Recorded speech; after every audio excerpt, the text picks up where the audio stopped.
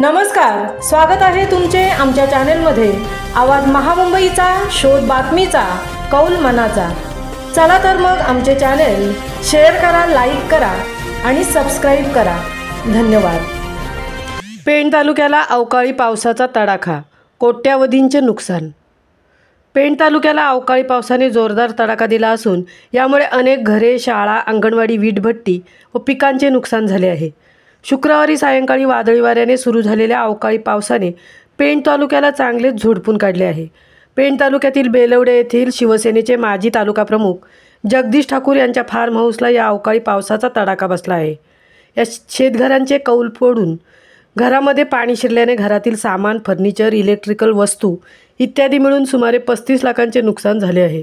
खरोशी येथील शिवा वसनगावण व कृष्णा रामभाऊ घरत यांच्या घराचे पत्रे उडून नुकसान झाले। येथील जिल्हा परिषदेच्या शाळेच्या अनेक वर्ग खोल्यांवरील कौलं उडून गेले आहेत। दादर, सोनखार, ढवराळ, वरसाई, बाबाचीवाडी, खरबाचीवाडी, निंबरवाडी, मुंगोशी, बौद्धवाडा, बेलवडे, तागाचीवाडी, दुर्शेत, प्रधानवाडी, वळक, आंबिवली, निगडेवाडी, जावळी, पाडले, निधवली गावातील घरांचे नुकसान झाले आहे। तसेच अनेक गावातील शाळा, अंगणवाडींचे सुद्धा नुकसान झाले आहे।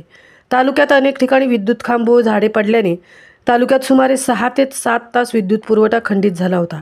तालुक्यातील दुश्मी, खारपाडा, जिते, खरोशी, चुनाभट्टी, कांदळेपाडा, वाशीनाका, उचेडे, शहापाडा, कांदळे, मळेघर, उंबर्डे, सापोली, बेडी तसेच पूर्व भागातील अनेक गावांमध्ये असलेल्या अनेक वीटभट्ट्यांचे लाखो रुपयांचे नुकसान या अवकाळी पावसामुळे झाले आहे। हेटवणे कालव्यालगत असलेल्या अनेक गावांमध्ये उन्हाळी भात शेती व भाजीपाला शेती करण्यात येते, परंतु या अवकाळी पावसामुळे उन्हाळी भात शेती, भाजीपाला, आंबा, काजू पिकाचे नुकसान झाले आहे। अवकाळी वादळी वाऱ्यांसह आलेल्या पावसामुळे वित्तीय हानी झाली असली तरी सुदैवाने कोणतीही जीवितहानी झाली नाही। पेण तहसील कार्यालयातील तलाठी, सर्कल व इतर कर्मचारी नुकसानग्रस्त भागात जागेवर जाऊन पंचनामा करत असल्याची माहिती निवासी तहसीलदार प्रसाद कालेकर यांनी दिली। आवाज महामुंबईचा चॅनेलसाठी धर्मेंद्र प्रधानसह तृप्ती भोईर, पेण।